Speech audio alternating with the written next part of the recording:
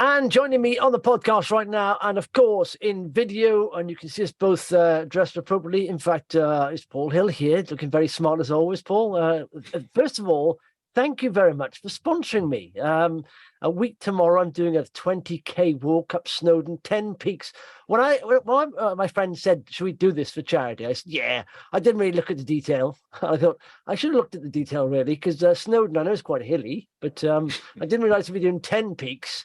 So anyway, raising money for homelessness, suicide prevention, and Paul's put a big chunk of money in there. So thank you very much for that. Well, best of luck. I didn't even realize they had 10 peaks. I guess it's 10 peaks of Snowdonia, is it? Not just Snowdon. Well, I'm just hoping Snowdon's not one of the peaks. That on its own it's a killer. Yeah, but, I know. Yeah, I've been up that. I mean, it's a bit of a sort of like a drag strip as well, because there's so many people who decide to walk at weekends at that. But anyway, best of luck. Great cause. And yeah, if anybody else wants to sponsor Justin, then I think it's on Just Giving, isn't it? So you can track him down there with his other bloodhounds.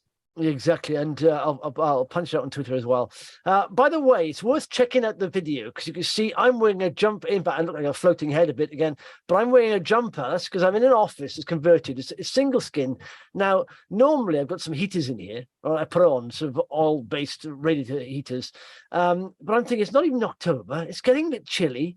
And I'm not going to put the heating on because I don't want to go above the cap, the energy cap. And the thing is, this kind of behavior, like we talked about this, even that, I can afford the heating bill, your behavior changes. And in fact, no more so. I don't know if you saw retail sales come out today. They're dreadful, absolutely awful, shocking. I mean, there's retail sales for the month of August, month on month, expect to be minus 0.5%. Came in at minus 1.6%, 3 times. So that's, to me, says people are tightening their belts, whether they can afford it or not. It's just, herd behavior. People are saying, oh, let's scrimp a little bit where we can.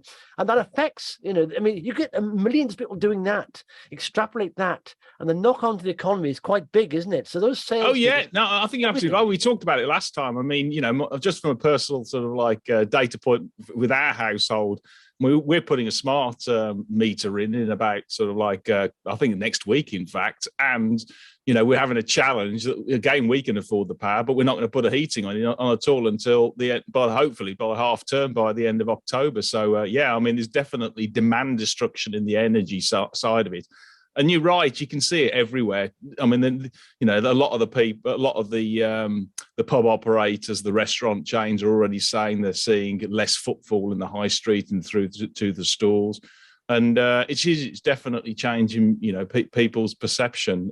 And the thing is, it's getting chilly outside, but it's even getting colder on the markets. And when it comes to sort of the big pitch, there is a sort of like a risk here that everybody's going to move to that side of the boat of being bearish, because it does tend to suck people in. It becomes a vortex, and the sort of like the worrying begets more worrying, and more people sort of like gets sort of like drawn into that perception and that sentiment, and then they sell. And that says to me, actually, on the markets, we're probably I've said this for some time, but I think we're reaching a bottom, because it's come through. That negative recession worries has come through into the financial assets. Yeah, and also I said the market and the economy don't walk in step together. And as you know, we've had AIM, for example. The AIM all share is down 34%, and it hit its high over 12 months ago now. 12 months ago, it hit a high. So as far as it can, the market tends to price it in. So a lot is priced in. I do see maybe a little leg down a little bit more, but then that's probably it. But I mean, again, just sort of big picture, we had a massive data point on Tuesday in the US with its CPI reading. I mean, what was your take? I mean, as in terms of, was that an overreaction by the market? I mean, it fell like a rock, 5% in overnight trade. And what was your thoughts? Yeah, well, the odd thing was, do you remember the month before? They were expecting to come in, I think it was 8.7 they were expecting. It came in at 8.5, and the markets rallied like crazy. And in fact, they went into, I think NASDAQ went into a technical bull market. It rallied by 20%. I thought, well, inflation's still very high. Why is the market so, and then it came in again. I think it was 2 points worse than forecast this time. And it was 8.3, but the direction of travel is south. Yeah, exactly. on the headline. Well, in fact, you've got sticky inflation, rent and stuff like that. Like I said, inflation, and I've said this last time. It's still high, and it's not going to just drop off back down to 2% overnight. It'll take months and months, and a lot of businesses will be affected, over the next 6-12 months because of these high costs. And so it's a little bit embedded. So the thing is, what's worrying is this: the Fed, right? They're never going to admit it, but to bring it down, they're going to have to go into recession. Full stop. I mean, what they're doing right now, interest rate hiking and QE, it's the direct opposite of what happened in the bull market the last 10 years. I mean, sucking money out, putting interest rates up. And QE or QT, I should say, is a thing that no one's really looking at. And if you look at the Fed's balance sheet, it's scary the way they pump money in, and the stock market went on a heck of a tear. And now they're doing the opposite. So I think they'll have to keep going until something sort of breaks, and they say, they've got a dual mandate of stable prices and employment. And employment's a lagging factor. So until they see something negative happen on the unemployment side, I think they're going to keep going. That's the trouble. And a lot of people are saying now that they may have gone too far already, because the effects of interest rates don't kick in 6-12 months afterwards. So I don't know whether if people are saying, will the Fed pull back? I don't know, but I mean, they're going to have to keep going. I think you can sort of like worry yourself to the hilt here to a certain extent. Yeah. And as I say, you do get sort of like, if you're not careful, sucked into this sort of stuff. But let's just look at what the market is saying. Yeah.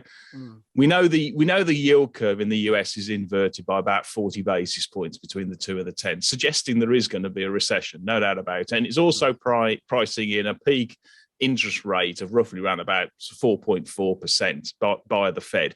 But what people aren't talking about is that by the back end of next year, the market, when you look at inflation protected bonds, it's predicting a sort of like a break-even inflation rate of roughly around about 2.5%, which is significantly less than it was in sort of like, only 6 months ago or 4 months ago. So, and break-even inflation rates are actually coming down. They are actually falling both in the US and in Europe and in the UK.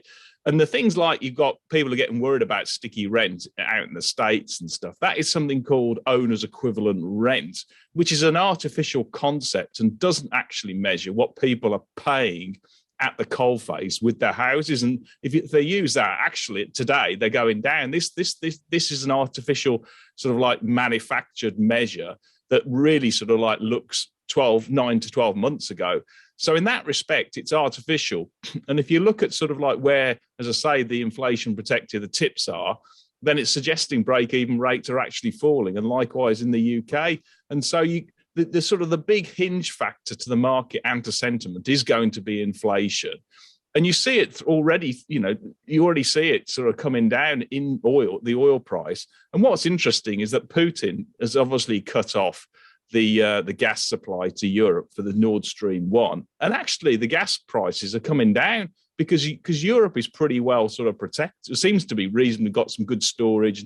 We'll wait and see next year, but they seem to be able to get through the actual, the winter, etc. So on that basis, I think people are worrying themselves a bit too much that we're going to get a sort of like a cataclysmic decrease in GDP. And we might get that, but let's just assume we get a soft spot. People are scared. They're pulling back their horns, yeah? But let's just assume, right, inflation starts coming down in the next 6 months. I'll be stunned if it doesn't, okay? Starts rolling over. Are employers going to kick their employees out onto the dole? And the answer to that is they're not, because they made that mistake during the pandemic. Now, if people are employed, have jobs, then you're unlikely to get a really big, severe recession. But my thesis is predicated on inflation rolling over. And if you look at all the indicators and actually what the market's saying with break-even inflation rates, it's going to happen. But I totally get it. We are as tight as a drum here. And if we get another existential shock to the system, whether that's through energy, commodities, a war, whatever it is, and it pushes inflation up, then that's all game over. So I actually think the market is getting too worried, and I think it's just sucking people in that it's going to go down. And And also, like I said, what people have to understand is how much is priced in. We don't know how much is priced in, but there's some. I was doing on the webinar with the member club, and I was looking at some stats about market performance before, during, and after a recession. And the worst performance for the market is 6 to 12 months before a recession, and so during a recession it does a lot better. But I mean, it's like basically, and after it's even better. So 6 months after a recession, there's an 82% chance of a 7%. This is S&P 500. 82% chance of 7% rise. 12 months after, 91% chance of a 16% rise. But like I said, 6 and 12 months before recession are the worst performing time for stocks, and we are at that level. We're probably now in a recession, so I don't think if we're going to have a fall, it's going to be as bad as it was, because we've had the fall. It may need to go down a bit further, but the big pain, I think, was being felt. But yeah, but again, you've got to be careful when selecting stocks, what you're exposed to, and because over the next 6 to 12 months, I think companies are still going to be reporting below expectations in a lot of companies, because they're just facing that. No, don't get me wrong, it's still going to be rocky for the next 3 to 6 months, but I'm sort of looking more towards next year in terms of once that inflation sort of like bubble does burst, and the labour market, it does alleviate, and if interest rates go up, house price growth will certainly come off, and on that basis, then the whole sort of basket of inflation. And that's showing up in the break-even inflation rates. Yeah, I mean, tell you what, go on. I've seen a lot of price reductions of late across all the. I mean, I'm getting. There's one house has come up in the last month. There's one house has gone. It's quite a nice house because I've liked it, but 3 times they reduced their price in the last month or so. So it's good. But you know what? I go back to this all the time. All you can look at is stats, right? We don't know where the bottom is. We don't know at all. But I was looking at these stats. This guy called Charlie's obsessed with S&P. He's very good at stats, and he's been looking at the S&P 500 since 1929, and all the bear markets, the ones including recession and ones without. And basically, there are 3 levels here. To conform to the without recession average, the S&P would have to fall. This is the only 12 months it lasts for, and draws down by 29%. The S&P will still have to go to 3,400 pretty much, and that's the lightest version of a bear market average. Now, if it's average of all, that's with recession and without, it would go to 3,165, and that would be April, the bottom. Now, if it's the average of bear markets with recession, it's quite scary. This means it would go to 2,782 points. Okay, so what's that total drawdown then, Justin? Well, that is 47%, that one. So, but we are at what, 3,900 now? It's going to go to 2,782. So, it's still a long way. That's the worst case scenario. I mean, the mid case scenario is 3,100 pretty much. April is the bottom. But the best case scenario is January. You just said to me that the AIM index is already down 34%. Yes, well, that's it. And I think we're ahead. I mean, the micro caps, as you know, more illiquid. They suffer more sentiment, so it's taken a bit of a hammering. So I don't think AIM has a lot further to go. And in fact, I totally get it. With yours, I'm not minding yours. I don't even notice, but some of my stocks, they are bouncing on the bottom. They're not having huge up days, but they're not having huge down days. And so, like I said, it may have a bit of a wobble. We did, after those figures come out in the US, but they tend to rebound a little bit. And as long as business, and if you've got if you've selected well, if you've got good base businesses who can get through this sort of like softer patch, then there's masses of M&A. I mean, you've just seen it everywhere in terms of US firms coming knocking at the door because the currency is so cheap. I mean, it's less than 115 to the dollar at the moment. So they're going to start buying up. And the dollar's a problem, isn't it? Explain for people don't know. I mean, the dollar's very strong at the moment. The basket of currencies, the dollar index is very high, isn't it? And that can have a negative impact, can't it? Well, I would say actually, if you select companies or stocks that have a large overseas exposure, particularly in the US, you're onto a winner there because the prices are going down, but the value of the business is going up in sterling. Yeah. So you're getting actually that upside potential is getting bigger.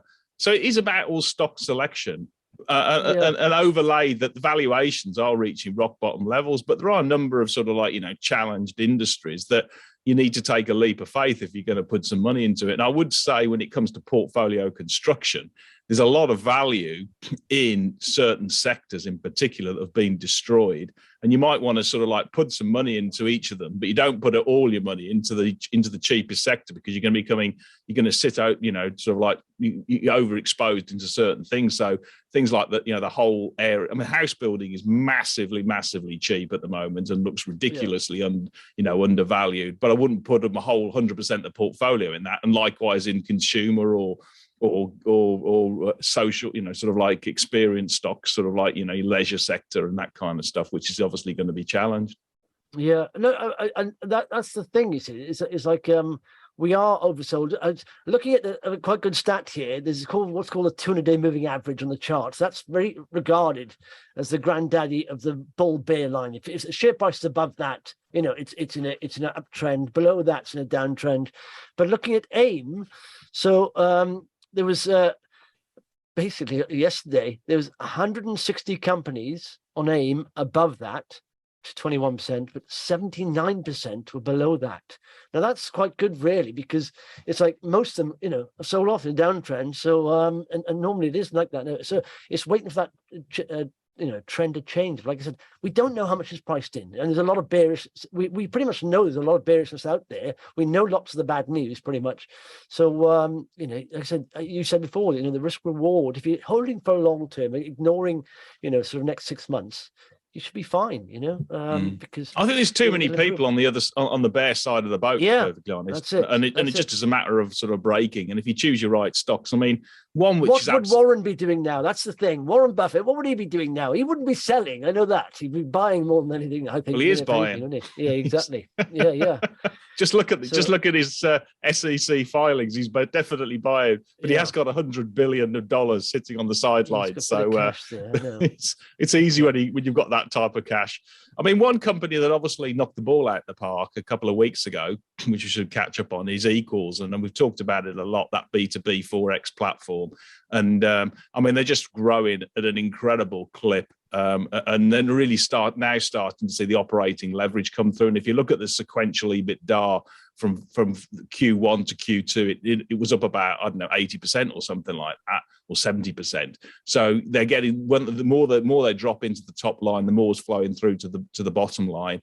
And they're doing really well in terms of that momentum's flowing through into Q3 as well. I think they're up sort of 55% on a like-for-like basis in revenue terms, and operating sort of the actual gross margins or the transaction margins are holding in on a product basis as well. They're getting real big growth from their solutions, from Forex, well, across the whole business. Even from the travel came back strongly over the summer as well, and is still going, as people go overseas as well. So you've actually got that, but it's mainly all sort of like, corporate spending, and they've got technology and that platform that frankly is best in class, and it's allowing their customers to really improve not only their cost and their efficiency, but also their working capital management, because they need less money sort of held up in all that sort of like payments processing, because it's done all instantaneously, both in the UK and in Europe. And the opportunity now is to continue growing and sell as much as they can in terms of their customer base and corporates, and then ultimately to sort of expand further even abroad.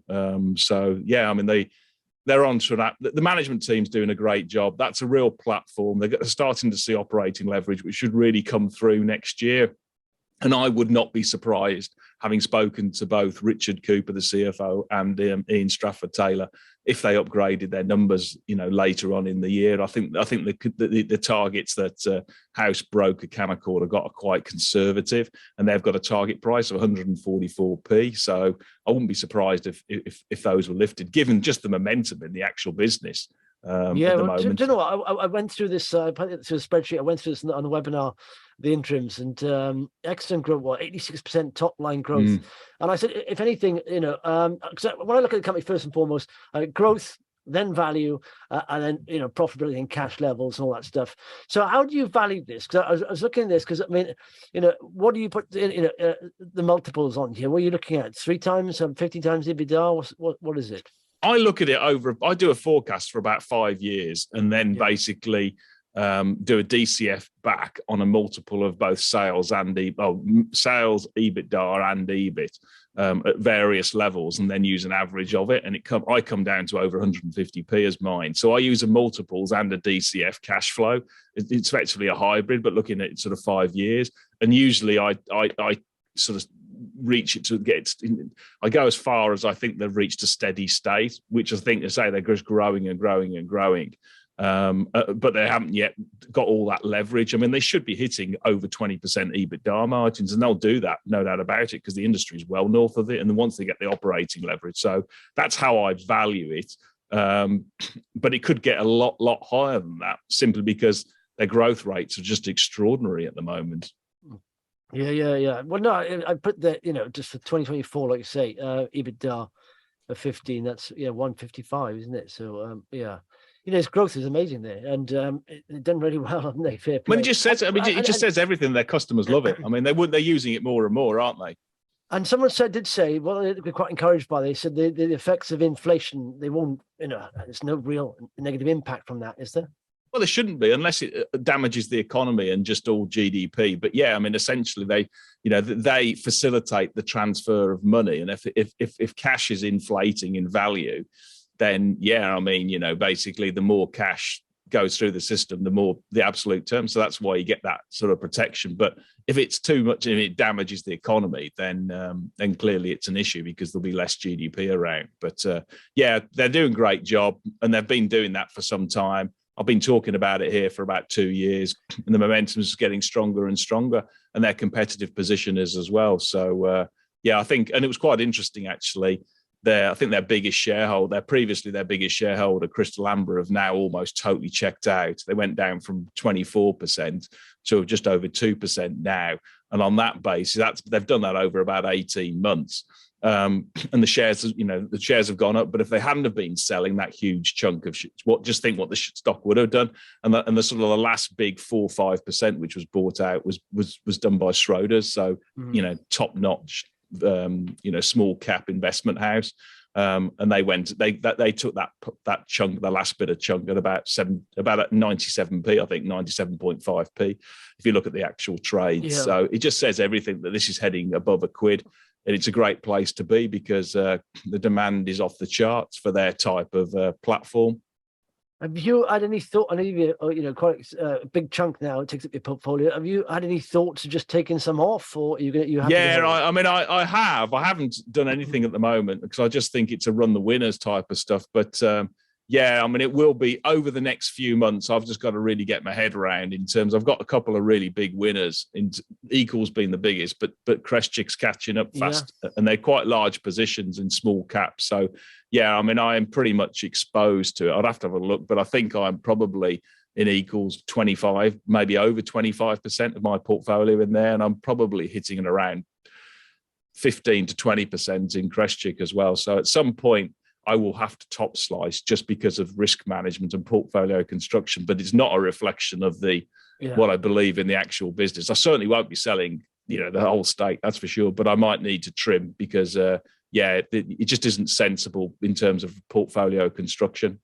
Yeah, I know. It's funny going back. I mean, there were, conviction, holds of yours loaded. It's a thing about diversification that sometimes, I know when I sort of invest in a stock, I know if you do a lot of research, think I'm quite confident in this, quite a high level of confidence in this company. But then I tend to buy other companies then that I don't have that much confidence. But I think, and then you go back and think, well, you should stick with high conviction. It's almost like that Warren Buffett said, diversification, having more stocks, it doesn't help, because you've only got to go with high conviction. If you want diversification, which I'm going to go back into actually, is holding a bit of a fund as well. I mean, if I want that, but I mean, I have a few high conviction stocks, and generally, you only do as well as your average. So you're losing your nerve, Justin, if you're going into funds, mate. No, you go from microcaps to funds. I mean, that's like going from sort of like total 360 U-turn. I've spent years on this strategy, and just, do you know what? Initially, what I did do, and in fact, an S&P. I'm looking at a strategy on the S&P right now, but I've gone back to 19. Yesterday, I spent 3 hours downloading the data of the S&P 500 on a monthly basis, just checking out the strategy to make sure it works. And it does work. It's basically just going with the trend, the S&P fund. And so I'd like exposure to America and bigger caps as well. It creates volatility, liquidity for my portfolio as well. I used to hold it a long time back. And essentially the returns are excellent. When the 50-day moving average crosses the 200-day moving average, which is the upside trend and sell and down trend, it's excellent returns. The returns anyway are amazing on the S&P over time. But just going with trends when you know it doesn't happen very often, and it's done it now. The S&P, a few months back, the 50-day moving average crossed over downwards. How much of your portfolio have you put into that tracker? Oh, nothing yet. I mean, right. what I'll do, I expect macro caps to rally for quicker than that, for example.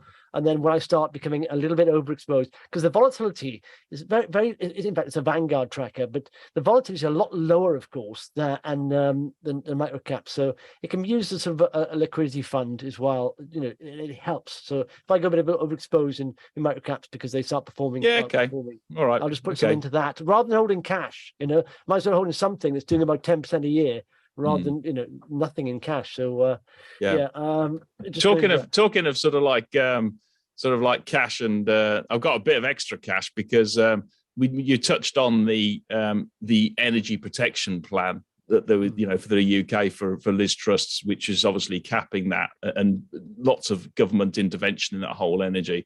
Well, on the same day, I thought it through, but as I've talked about it before, I owned MoneySupermarket.com, and they haven't got any revenue from switching on the energy tariffs at the moment. But I was hoping, my investment thesis was predicated that in 2023 we would start having the standard variable sort of like tariff going above the actual wholesale price, because I thought that would come back down. But given we've now got unprecedented intervention for the next 2 years, that won't happen, which will mean the energy tariff switching that I was hoping for next year won't actually occur.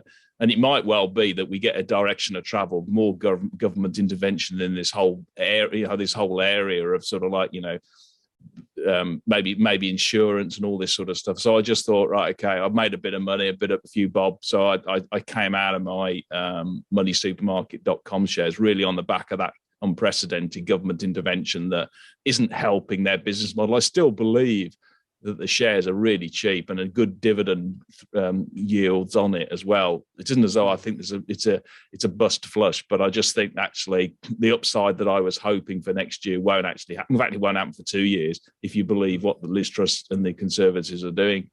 Well, it's a typical example of fundamental, right? Being more important than technical. Looking at the chart there, and a chartist would have gone into that, but that big up day it had on 21st of July, it broke above a 200-day moving, it gapped up on open there, big gap up, and opened up massively. And then right at the top, then you get that news coming out. It's rolled back over, and now it's back below the 200-day moving average. It's gone from 187 to 230 back to 186 again. So it's important to know the fundamentals, isn't it? Just macro themes, because I didn't realize that what you're saying, but you obviously over that. Okay, cool. Yeah, another one which is absolutely flying and knocking the ball out of the park is Source Bio. It came out with its interims, and as you probably recall, it's got 3 sort of core divisions. The one which is sort of like really going like a train is the cellular pathology, digital pathology division that is sort of like growing at, I think it was on like for like, sort of over 100%. And it's all predicated on the NHS. You've got that elective procedure backlog of about 6.7 million patients, I think it is. Plus, they need to save money and speed and improve their patient care, and that comes on the digital side. It will speed up the whole processing of sort of biopsies and the analysis of those tissue samples, say for cancer treatments, etc. And the only issue they have at the moment is to bring on more capacity as fast as they can, because the demand is just frankly off the charts on that. And they're starting to see operating leverage because they did quite a bit of restructuring of their COVID testing business at the start of the year, but it hasn't been reflected yet, and that'll come through in the second half. And then there are other two core divisions they've got, which is stability storage and genomics. They're both increasing at around about 10% organic. So the business is really flying. I mean, I think when you sort of engineer the numbers, I think they did like for like in that core business of about 50% growth in the first half, which was just absolutely brilliant, which got lost in the actual numbers. And to hit their full year targets from their broker, Liberum, I think it is, and they have a price target of 210. Then they need to carry on that core business needs to carry on at about 40% of their half. And the thing is, it's actually they've just got so much demand that as I say, they've just got to basically bring on that supply. And having done 50% in the first half, then they've got every chance of actually doing that, in my view. And they're already bringing on extra supply in terms of they're opening this office at bigger facilities in London, and they're improving the productivity and trying to bring on as many pathologists as they possibly can. So they're really sort of hitting the stride. They've got a rock solid balance sheet, sort of 20p per share in cash. The share's currently about 125. And I mean, the trajectory is up. I mean, if we push the clock forward 12, 18 months on that, you can easily see the shares over £2 because people will start seeing the operating leverage fall through, and essentially the artificial depression of the winding down of the COVID testing will have already come through. And so you'll just be looking at sort of like just that core business absolutely flying. Yeah. Well, do you know what always sticks in my head about the guys there when they, a good business can lean into the hot trends, the themes of the day, and they did that with COVID. And I mean, Novacyt was one as the champion, as the king of COVID tests, and I think SourceBuyer was underlooked because they performed massively well, and now they're pivoting back from that into themes that are going to be strong over the next few years. So I'm confident when a management can do that almost seamlessly and earn that much cash, you think, wow, they're and you said about sort of looking at stocks that even in the downturn, the volatility are solid. Well, I mean, that's one. If you actually look at the sort of what the market's done over the last 3 or 4 months, well, their shares have been rock solid around about 125, which just says everything to me that they're not going much further. They've just been sort of like they haven't been sold off because people realise they're prized possessions. Why sell them at these levels? And do you know what? This is one of the reasons why I'm looking at the 200-day moving average on AIM stocks is because that's the trend line pretty much. And it's worth looking at that because if a company's below that and they're grinding lower, you can buy a cheap company, but it can keep getting cheaper unless it's going to perform or do very well. But they're very close to now to creeping up to that 200-day moving average. I would say just from a fundamentals basis, your 200-day moving average in small illiquid stocks doesn't work. And the reason why it doesn't, because it's artificial. If you have a really liquid stock, a big cap, FTSE 100, S&P 500, something like that, yes, you could take that as a chartist view that's what the market, but the volume going through a lot of these stocks is so light that your 200-day just doesn't, it isn't representative. Hey, listen, I look at about 30, 40 charts a day, okay? And literally, I'm not technical analyst, and people who forecast based on like Fibonacci trends, I say, no. The most important thing is the price action pretty much of a company with technicals. Now, everything else is based off that. You can't look forward, really. It's like forecasting the weather. It's never going to have a high accuracy. The further you forecast out, the less accurate it gets.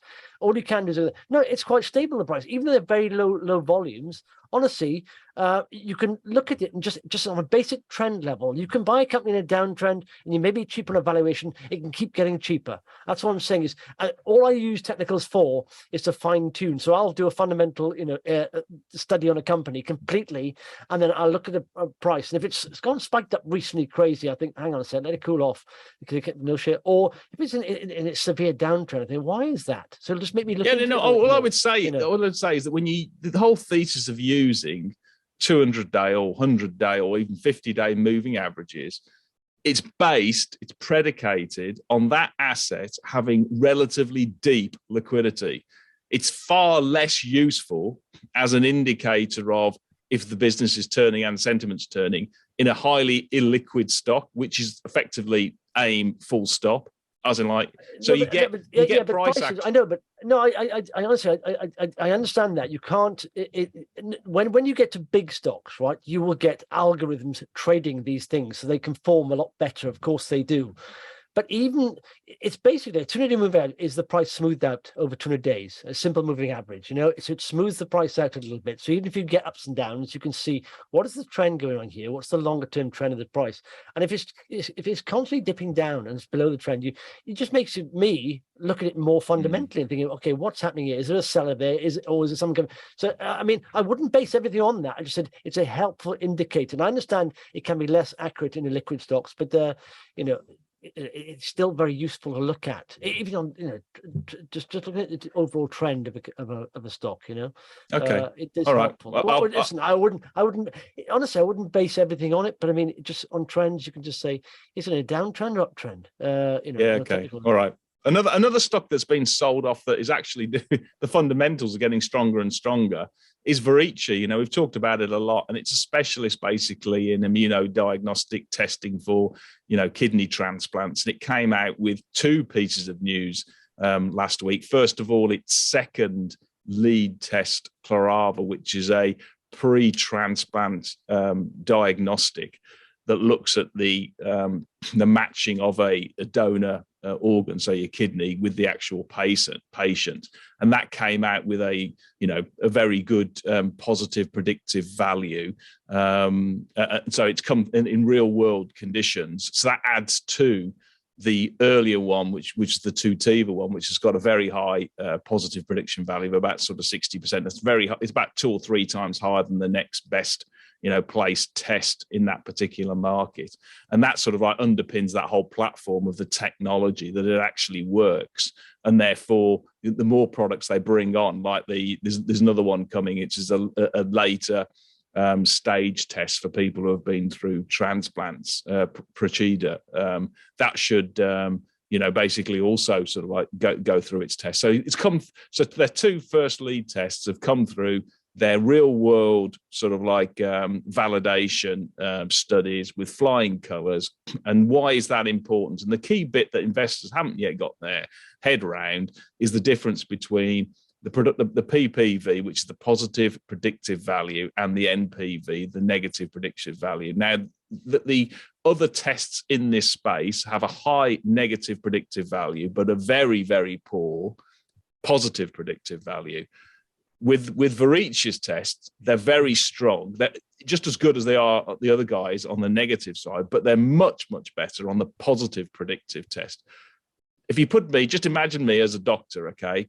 I'm just going to do a patient transplant, or I've just done one, for a kidney patient. They're having basically, immunosuppressant steroids to help that acceptance process of the organ into that particular patient. And we're talking like this is a massively expensive and risky, sort of like procedure for patients. So you want to get as best acceptance as you possibly can, to stop that type of rejection. I'm the doctor, okay? I do a test from the existing standard of care. It comes back negative, okay? Good, okay. I can actually then take that information and say, right, this doesn't seem to be, and I can take reasonable confidence, there doesn't seem to be any damage being done on the kidney that I've just put into that particular patient. Great, that works. However, for about a third to 50% of all patients, they have a positive test, at some time over a 5-year period, and it goes into rejection, okay? Now I'm a doctor, okay, and it gets a positive test. I can't rely on the data from the existing diagnostics because their accuracy is really low. And on that basis, I don't know what to do. So it doesn't give me any actionable insights other than I know there's a problem, or I think I don't even know whether there is a problem. There may not be a problem. In fact, the chances are it probably isn't a problem, but it's saying there is one. And what do I do? Do I change the immunosuppressant? Do I change the steroid and then, or just leave it and just risk it, just wing it? And that's where the doctors are now at the moment. With Verici's test, when they get a positive score now, and it comes back and there is a problem, they can take real good positive reliance, confidence that test works in the real world, and therefore they can then start fine-tuning the treatment regime of that patient for the drugs or whatever to improve the acceptance rate. And that is why those tests are so crucial to doctors. And just give you an indication of scale of cost, never mind the patients. Yeah. And when we're talking of the cost of rejection of kidneys just in the US is between 10 to $20 billion a year. It's enormous. And we haven't got a solution for it. And that's why those tests and those positive predictive values are so crucial to the industry. But the shares are at all-time lows. They're even below what the IPO is at the moment. It's funny. People think, I've seen lots of people think because the share price of companies are low, that the company's not performing. And nonsense. This is a bear market. And I said, in a bear market, everyone tends to focus on the risk. In a bull market, people just focus on the reward. You learn a lot more in a bear market because you do focus on the risk and you research companies. But both are extremes. Now, these are for any company over longer term, these are the prices you should be paying. These are sort of wholesale prices. A bull market's retail prices. So but it's hard. It's volatile. We're bumping on the bottom, and it's emotionally hard for people to hold. But if you look at the potential of Verici, for example, in a bull market, everyone will be looking at that. Orders could be worth, multi-million pounds. But yet in a bear market, no one focuses. They'll just focus on risk. That's it. And that's why the market goes from one extreme to the other, doesn't it? But if you have good patience to hold and you've done research on companies like this, then you shouldn't worry too much, I suppose. It just drawdowns, isn't it? Just spooks people.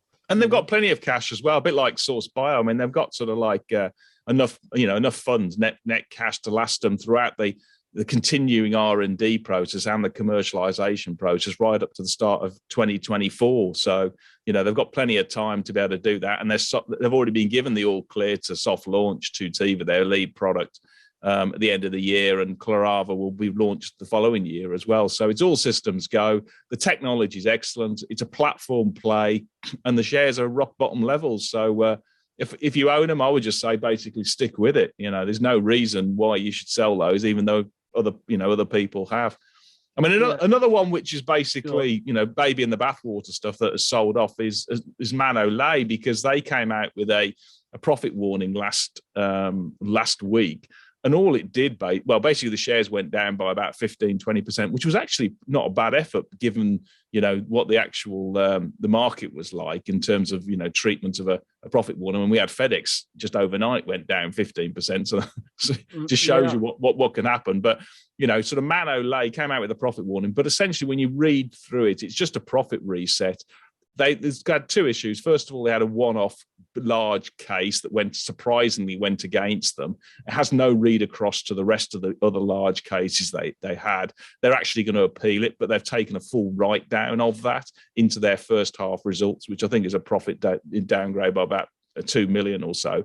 And then they also, because of the sort of like, the tougher economic conditions, they then had a sort of surgical review of all of their other cases, about 280 of them, and then just trimmed down the valuation of those as well, of what the realizable value is. And that's basically based on when they win the case, how much has if it was being, say, a case of director malfeasance, how much could they recover from the person who they're actually effectively reaching a settlement with?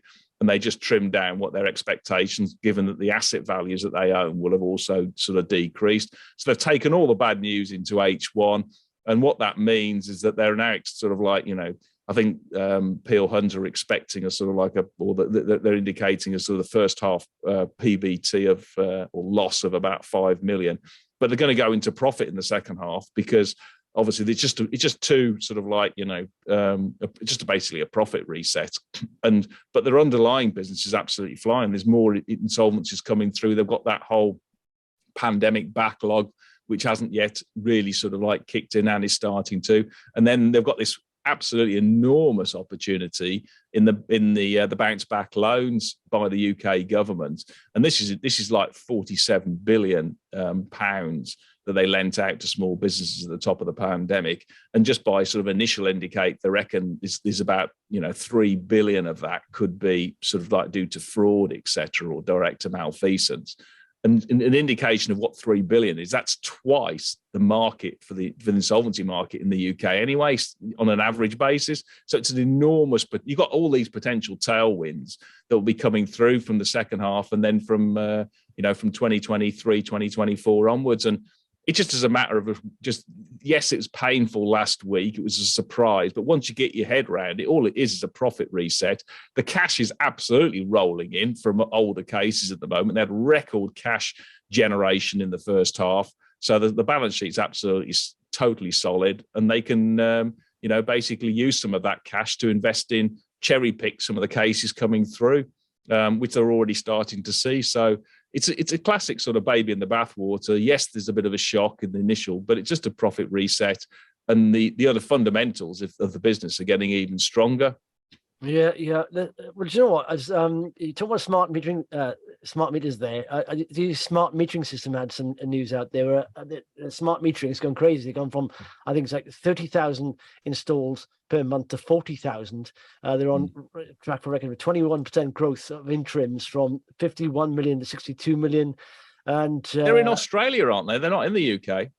Smart meter systems. No, I don't think so. Are they in the UK? Yeah, no, I don't think they operate in the UK. I mean, you tell me, but I thought they operated. I was looking at the figures. I didn't see that. Okay, but I don't think they're in the UK. Smart. I think they're mainly in Australia. Well, that's good, because they won't be a competitor to Energy then, which of course got smart metering. But I mean, that's the thing. Do you know Peter Lynch talking about behavioural finance? What are you doing? What is everyone else doing? And looking across and the read through. And you talk about smart metering systems. Can you imagine how essential that is for businesses right now? Because as I said, they haven't got caps on business, and even if they had a cap, it'd still be double where they were last year. So it's still essential for people to know where they're using, energy. So it's very important. But you know what? I think it was Jamie came on a video with you. And Jamie Constable from Singers. Yeah. Came on with you. And he mentioned a company, I think, that I covered a while back. Someone asked me to cover it on the weekly webinar. I'll just go through the fundamentals of it. And it's hard to pronounce, but it's EnerAqua. Yeah, EnerAqua, yeah. EnerAqua, yeah. And it's as it suggests, energy and water, essentially. They're specialists in energy and water efficiency. And I quite like them because they're in a really good space. And I didn't know anything about them until I covered them in the webinar. And basically, they design, and I'm just reading the RNS here, designed to deliver improved energy and water systems which utilize wholly owned intellectual property. When I read that, I thought, oh, that's quite good. They own their own property. It's called Control Flow HL2 total. But it's they're in the energy market, first of all, and now they're in a larger sector. But the company focuses on clients with end-of-life gas, oil, or electric heating or hot water systems. And just looking at the results, you think it's very good growth. They only came to the market, recently. But was it the interims I think they had out? But so full year results, 148% up, only 3 times sales, 14 times EBITDA, but they're growing. And I'm just thinking they're a really hot space, and they seem to be, if just check out their RNS line, they're winning contracts all the time from big companies or institutions there. And I'm thinking this is the kind of space that won't get affected by inflation. In fact, they benefit from inflation. So keep an eye on companies like that. That will do well. ETP is ticker, but a very good result. And I'm saying, yeah, I like it. I mean, basically, their USP or their IPR is all based on a sort of control valve that allows large scale sort of like central heating and water sort of like systems within sort of effectively buildings and in social housing, etc. These blocks of flats and this sort of stuff. All for that water to be dispensed at a constant rate rather than actually have a splurge you get out of taps. And what that means is it saves energy because you use less hot water, and it's a better experience as well. So it saves water, it saves energy, and it ticks all the boxes in today's environment of sort of like improving the environment, i.e. water conservation and reducing your carbon footprint. Yeah, exactly. And 61, it's expected to go to 61 million and 71 million next year at top line. EBITDA margins get up towards 20%. So good margins there. And you just think that this is the kind of area, I mean, looking at 16% growth, but this is the kind of area that you can upgrade that easily because there's going to be more demand for their kind of services on there. So, they're never going to suffer in a situation like this. But it's almost like, the next few months now, don't look at just companies that are going to benefit in the next 6-12 months, but longer term themes and trends, work for them. And that's a company like that does, Maybe next week, if you are interested, tell me what you think it's worth. Yeah, well, Give us a valuation. That's the kind of thing that I would use, a sort of sales, EBITDA, and pre-tax profit, and I put them on different multiples there. But it depends. Again, it depends what they're trading on, isn't it? In a bull bear market, it's hard. But I mean, I would say even in 2024, you're looking at £7.18 on an average of those lots, about £6.50 is 122% up from where we are now. That's using a multiple of 2 times sales, 15 EBITDA, and 20 pre-tax profit, and an average of that. So I mean, another company benefiting from that whole sort of like energy saving, efficiency products, etc., is Lords Group Trading, and they're sort of a UK building merchants and heating plumbing distributor. And they came out with some really strong first half results, on track, very confident in terms of hitting their full year numbers, and they're seeing good growth in that whole energy efficiency products. That's, they're introducing things like, heat pumps and underfloor heating and all this sort of stuff into homes and stuff. So they're doing really well. And what's really, I mean, they've been, again, baby in the bathwater stuff. I mean, they trade on less than 10 times PE, but when you put it into their growth perspective, they're only on a half of their 0.5 PEG ratio, which is frankly nuts. And they're paying over a 3% dividend yield. So, if you want something that has really been sold off, and the house broker, Berenberg, has got a price target for 120p. I think the shares are trading just north of 70. So plenty of upside for a dividend paying stock that is on a ridiculously low value, that's still got lots of growth because it has less than 1% market share of its target addressable market. It's historically grown twice as fast as its biggest competitors. And there's still the Wick said it the other day. They said, the trade, which sort of professionals, etc. The demand is still really strong. Their order books are 6 to 12 months long, and so their end markets are still doing very robust as well. Because it's mainly repair, maintenance, and improvement that they service, and they've also got these new products coming in. So yeah, it's. I mean, again, I was just talking to Vadim Alexander, is head of healthcare at SP Angel, a broker, but he came on the podcast yesterday and he didn't mention one healthcare stock, but he's starting to scale in to sort of, good quality cyclical companies. He thinks, I know this, I said, I know it may take time, but they've been hammered. And he mentioned, for example, Deliveroo's got like $1 billion of cash and they're not burning that much and they're getting better into the other competitors will come out of the market. He did mention, Boohoo and ASOS, people like this. And listen, it may take longer than I think, but they've been so hammered. It's right now, you see, I'm lucky to have a bit of cash and I'm sort of scaling in. It may take me a while, but these cyclicals that are good businesses, they've been overly hammered. They'll rally back in the next couple of years. It's just I think so as well. Yeah, particularly if inflation starts rolling over. I mean, there's 3 big catalysts to get an upside move on the markets and sentiment. One, inflation. We've talked about it. Next is obviously a ceasefire in the Ukraine and Russia, and third is China deciding that it's going to end its COVID lockdowns, which will improve the sort of supply chain around the world. Well, listen, exactly. And did you see that yesterday? I mean, Xi Jinping and Putin got together. Now, people are thinking, will it be, talking about the war? I think it won't. I think it'll be all about the economics of the war, because China is the biggest oil importer in the world. Where do they get most of the oil from? Russia. Now, China's figures recently were disastrous. I think they're predicted to be 12.8% exports, and they came in at like 7.8%. And previously it was 18%. So their exports now, that's going to hit the oil price. So that's going to hit Russia as well, because if they're not, importing as much oil at these levels, it's going to hit. The oil price will come down. That'll help inflation. But so Russia's going to feel the pain from China slowing down. And of course, China slowing down is not good for Xi Jinping. So he's probably saying, listen, this war is affecting China, which affects you. So it's a lot of economic pressure on Russia and China too because of this. So be very interesting. It's interesting actually, because here's a question for you: what price is China and India paying for their oil from Russia? I have no idea. It's about 20. It's just over $20 less than Brent. Okay, so they're paying less than $70 a dollar. Okay, because Brent's about 90. Selling that back to Europe. Well, so when you look at it through that lens, China is the biggest importer of crude oil in the world. It's saving a shed load because of the war through Russia. So it might actually be their interest to keep it going for as long as they want, because I don't think so. I think if China collapses, if China's growth slows down, that's going to hit all commodities. I think I've been a bit tongue in cheek there, but there is an offset in terms of the oil. But genuinely, if they stop importing less, there's less obviously demand from them. That'll take in all commodities. I mean, China pretty much imports half the commodities in the world. It's the biggest user of commodities. So the commodity will take a massive knock, and we've seen that rolling over anyway. But there's serious worry now about China's growth, and if they take a hit, commodities will drop off a cliff. That'll cure inflation. China slowing down will cure inflation. Well, it already is, isn't it? It already is slowing down. I mean, another stock that has actually been in the sort of the volatility, which has been very strong actually and very stable of late for the last 2 or 3 months, is AvactA. And it's come out with some more good news last week in terms of its lead chemo prodrug, prodoxorubicin, was awarded by the FDA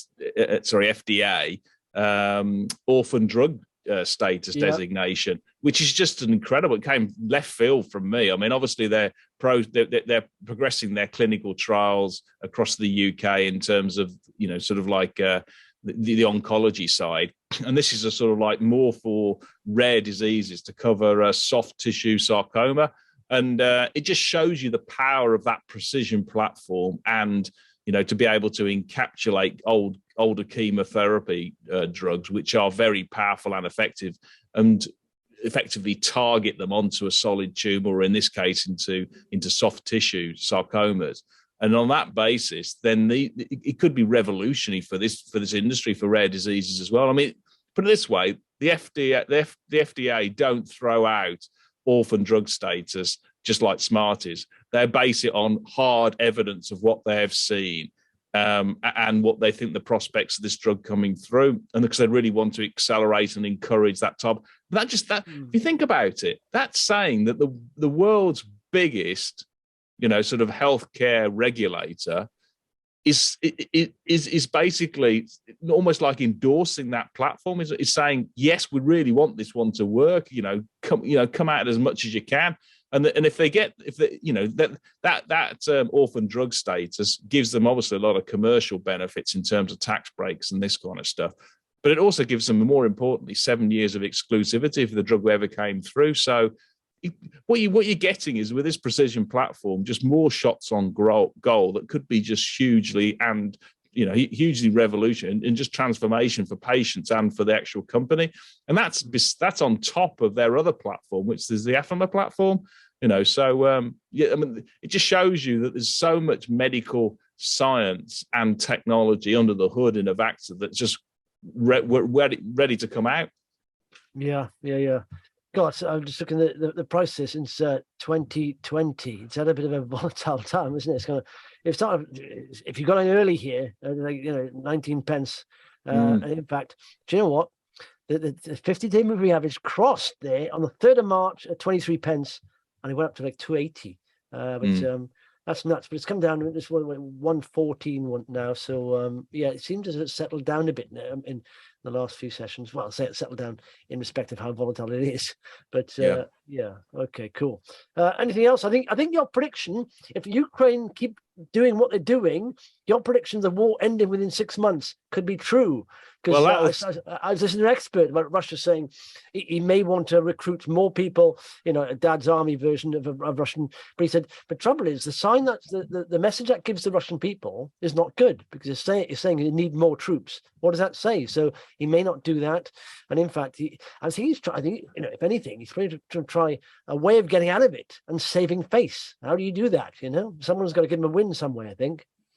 Yeah, well, I mean, as I say, I big picture wise, when it comes to the markets, take a rational view yourself. Don't get spooked if other people are worrying.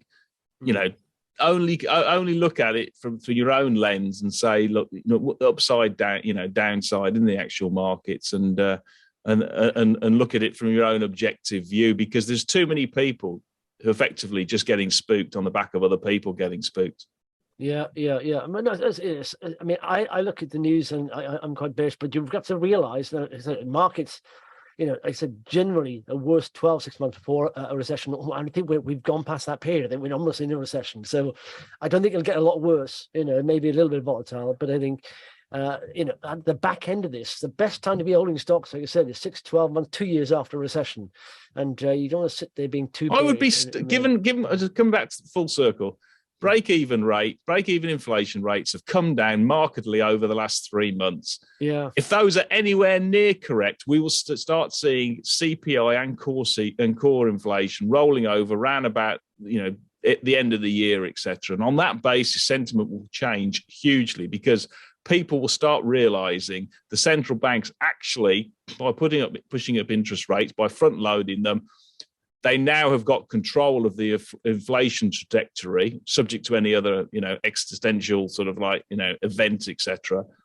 And once the markets then get confidence that the central banks don't need to keep pushing the interest rates higher and higher and higher, they will then that will then reduce the risk premium, the equity risk premium, and you'll start seeing the market move up quite rapidly as the cash comes off the sidelines.